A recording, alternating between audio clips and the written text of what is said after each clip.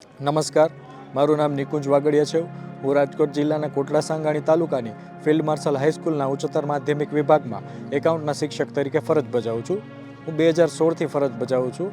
મેં ઇનોવેશનમાં accountancy commerce section માટે accountancy વિષય માટે, અર્થશાસ્ત્ર વિષય માટે તેમજ વાણિજ્ય વ્યવસ્થા વિષય માટે એક લૂડો ગેમ બનાવેલી છે. હવે આ ગેમનો મને વિચાર કેવી રીતે આવ્યો તો 2016માં જ્યારે મેં સ્કૂલ જોઈન કરેલી હતી ત્યારે જોયું કે બોર્ડમાં કોમર્સના વિષયમાં આશરે 30,000 વિદ્યાર્થીઓ દર વર્ષે ફેલ થાય છે. આ વિદ્યાર્થીઓને ફેલ થતાં કેમ અટકાવવા તેમજ નામાના મૂળ તત્વો જેવા તકનીકી વિષયમાં વિદ્યાર્થીઓ સરળતાથી કઈ રીતે શીખી શકે.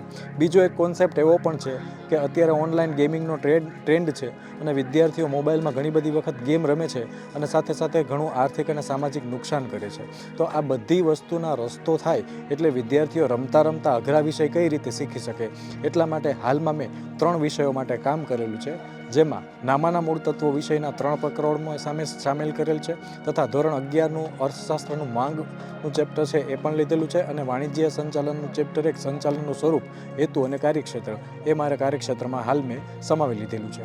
મેં કાર્ય શું કરેલું છે તો અત્યારે જે પાઠ્યપુસ્તક મંડળની જે બુક છે એ ટ્રેડિશનલ મેથડથી એમાં સમજાવવામાં આવે છે અને વિષયની પ્રસ્તુતિ કરવામાં આવે છે. આ વિષયની પ્રસ્તુતિ માટે ક્રિએટિવ આસ્પેક્ટ અપનાવતા તેના જે મૂળભૂત એલિમેન્ટ્સ છે એને મેં ગેમ સ્વરૂપે કન્વર્ટ કરેલા છે અને વિદ્યાર્થીઓ રમતા રમતા આ વિષયનું શિક્ષણ પામી શકે છે. એટલા માટે મેં શું કરેલું છે, એના માટે મેં એક ગેમ બનાવેલી છે. વિદ્યાર્થીઓ પાસાનો ઉપયોગ કરવાનો રહે છે.